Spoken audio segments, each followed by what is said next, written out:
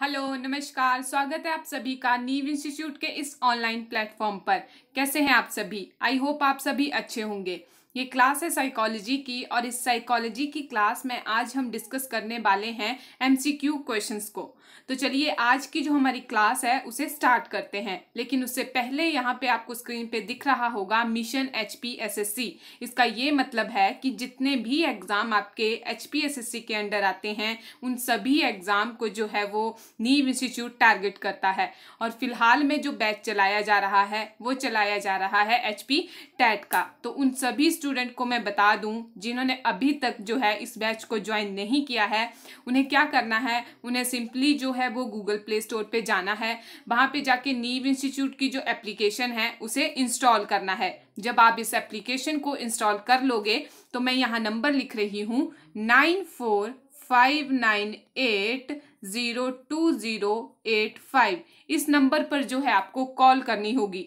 इस नंबर पर जब आप कॉल करोगे तो आपको जो है वो बैच में एनरोल कर लिया जाएगा। साथ में बात करते हैं ये जो बैच स्टार्ट हुआ है इसके क्या क्या बेनिफिट्स हैं। अगर मैं बेनिफिट्स की बात करूं तो यहाँ फर्स्ट आपको दिख रहा होगा 1 वीक डेमो फ्री, सेकंड है डेली क्लासेस और थर्ड है वीकली टेस्ट और क्विज़ेस और फोर्थ है यहाँ पर डाउट सेशन भी रखे जाते हैं। जो मोस्ट इंपॉर्टेंट बात आती है वो ये आती है कि ये जो बैच स्टार्ट हुआ है इसका जो फीस स्ट्रक्चर है वो कितना रखा गया है। अगर मैं फीस स्ट्रक्चर की बात करूं तो यहाँ पर जो फीस है वो है 1999 यानी कि 2000 रुपये में यहाँ पर आपको जो है ये फुल कोर्स जो है वो देखने को मिलेगा। साथ ही यहाँ पे एक और इम्पॉर्टेंट बात सामने आती है वो है 20% डिस्काउंट फॉर BPL स्टूडेंट, यानी वो बच्चे जो BPL कैटेगरी से बिलोंग करते हैं उन्हें जो है यहाँ पर 20% डिस्काउंट जो है वो दिया जाएगा। तो ये सारी बातें होगी हमारे बैच से रिलेटेड और साथ में इसके फीस स्ट्रक्चर से रिलेटेड। तो चलिए आज की जो हमारी क्लास है उसे यहाँ से जो है हम स्टार्ट करते हैं। क्वेश्चन नंबर 1 है आपकी स्क्रीन पर, बाल विकास का अर्थ है, यानी आपके पास जो बाल विकास है उससे आप क्या समझते हो। ऑप्शन 1 है यहाँ पर व्यवहार में परिवर्तन, ऑप्शन 2 है बालक का गुणात्मक और परिणात्मक परिवर्तन, ऑप्शन सी है बालक का गुणात्मक विकास और डी है व्यक्तित्व में परिवर्तन। तो बाल विकास यानी चाइल्ड डेवलपमेंट से आप क्या समझोगे, इसका जो अर्थ है वो आप किस तरह से लेके चलोगे। तो यहाँ पर जो सही आंसर होगा ये सिर्फ व्यवहार में परिवर्तन नहीं होता है। अगर यहाँ पे क्वेश्चन में पूछा गया होता कि आप लर्निंग से क्या समझते हो यानी अधिगम का क्या अर्थ है, तब आपका क्वेश्चन नंबर 1 का ऑप्शन नंबर 1 जो है वो सही हो जाता, व्यवहार में परिवर्तन। ठीक है, लेकिन यहाँ पे पूछा गया है बाल विकास का अर्थ क्या है, तो इसका जो सही ऑप्शन हो जाएगा करेक्ट वो होगा ऑप्शन नंबर 2, यानी कि बालक का गुणात्मक और परिणात्मक परिवर्तन, यानी जो बच्चा है उसमें जो है ग्रोथ और डेवलपमेंट दोनों ही होती है। इसमें ना सिर्फ व्यवहार में परिवर्तन आएगा, ना इसमें अकेला गुणात्मक परिवर्तन आएगा, ना इसमें व्यक्तित्व में परिवर्तन आएगा। इसका जो सही ऑप्शन होगा, जो सही आंसर होगा वो होगा बालक का गुणात्मक और परिणात्मक परिवर्तन। क्वेश्चन नंबर 2 है यहाँ पर, प्रथम बाल निर्देशन केंद्र किसके द्वारा जो था वो खोला गया था। ऑप्शन 1 है प्लेटो, ऑप्शन 2 है विलियम हिली, ऑप्शन सी है डार्विन और ऑप्शन 4 है यहाँ पे रूसो। तो जो प्रथम बाल निर्देशन केंद्र था वो खोला गया था विलियम हिली के द्वारा, यानी ऑप्शन नंबर 2 जो है यहाँ करेक्ट हो जाएगा, दैट इज विलियम हिली। नेक्स्ट क्वेश्चन है हमारे पास क्वेश्चन नंबर 3, बाल विकास को सर्वाधिक प्रभावित करने वाला कारक है। चाइल्ड डेवलपमेंट को सबसे ज्यादा प्रभावित कौन सा कारक करता है। ऑप्शन नंबर 1 है यौन शिक्षा, ऑप्शन नंबर 2 है बुद्धि परीक्षण, ऑप्शन नंबर सी है खेल कूद का मैदान और ऑप्शन नंबर 4 है यहाँ पे या फिर डी है सुंदर विद्यालय भवन। तो जो बाल विकास को चाइल्ड डेवलपमेंट को सबसे ज्यादा प्रभावित करता है वो यहाँ पर ऑप्शन सही होगा। आई थिंक आपने अभी तक टिक लगा भी दिया होगा। जो सही आंसर यहाँ पे होगा वो होगा ऑप्शन नंबर सी, यानी कि खेल कूद का मैदान जो है बाल विकास को सबसे ज्यादा जो है वो प्रभावित करता है। क्वेश्चन नंबर 4 है यहाँ पर, निम्नलिखित में से खेल पर आधारित विधि है। खेल पर आधारित विधि जो है इनमें से कौन सी है। ऑप्शन 1 है समस्या समाधान विधि, ऑप्शन 2 है वाद विवाद विधि, ऑप्शन सी है व्याख्यान विधि और ऑप्शन 4 है यहाँ पे या ऑप्शन डी है किंडरगार्टन विधि। तो जो यहाँ पर खेल से आधारित विधि है वो आपको इसके नाम से ही पता लग रहा होगा कि इसका जो सही आंसर होगा वो क्या होगा, ऑप्शन नंबर 4 यानी कि किंडरगार्टन विधि से जो है वो बच्चों का बगीचा भी जो था वो कहा गया था। जब मैंने आपको जो मेथड थे पढ़ाए थे उसमें मैंने आपको बताया था किंडरगार्टन विधि के बारे में।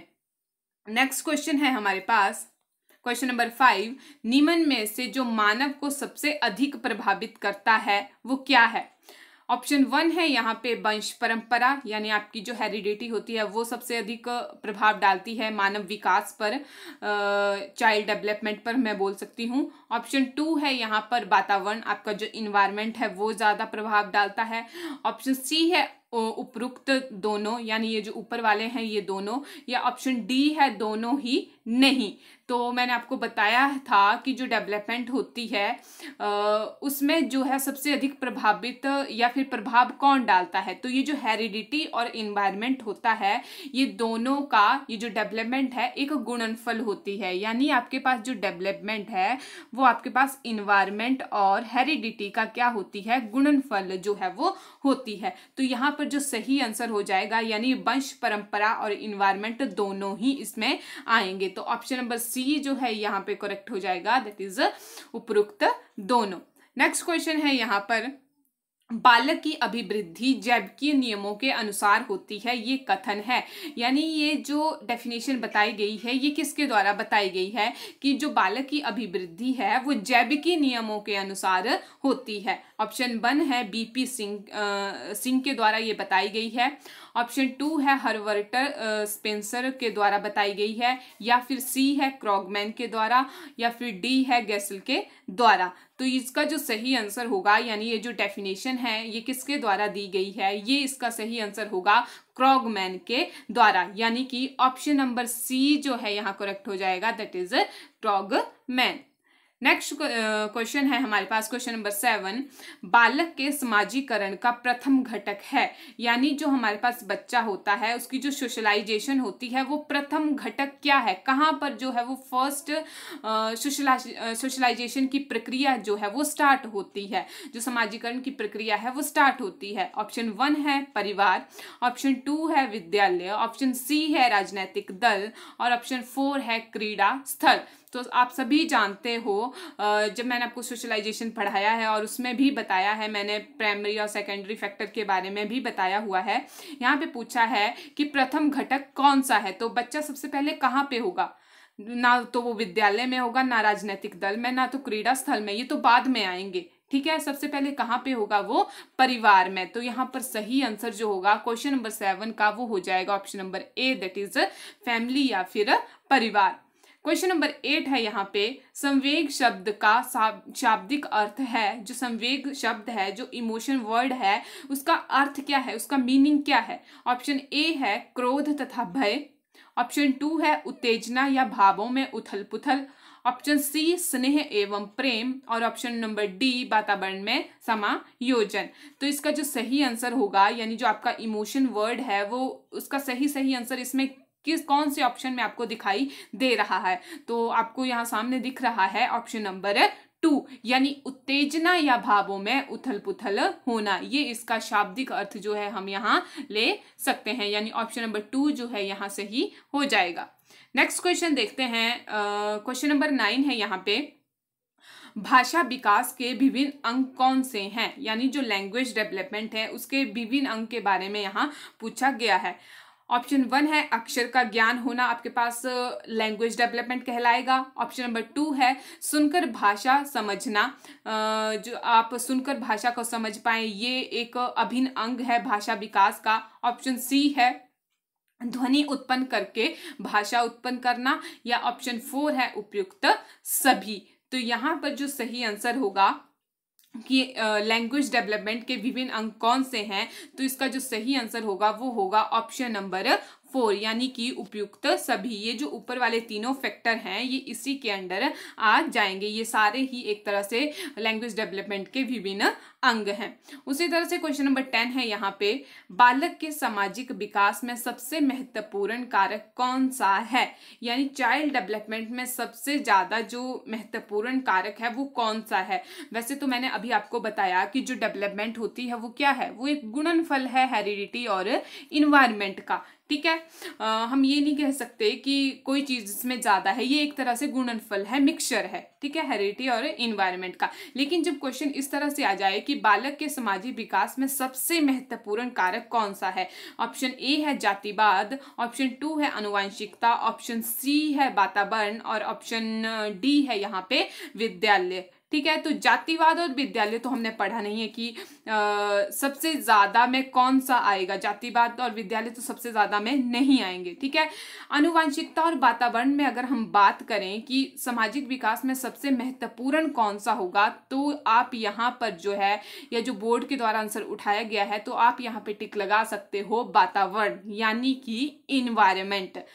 चाइल्ड डेवलपमेंट में जो है जो आपकी सामाजिक विकास है उसमें सबसे महत्वपूर्ण कारक किसका है, जब समाज की बात की जा रही है, सामाजिक विकास की बात की जा रही है, तो इसमें सबसे महत्वपूर्ण कौन सा होगा, आपका वातावरण, यानी ऑप्शन नंबर सी जो है यहाँ पे करेक्ट हो जाएगा। तो ये थे कुछ 10 क्वेश्चन MCQ क्वेश्चन जो आपके प्रीवियस ईयर के क्वेश्चन पेपर से उठाए गए थे।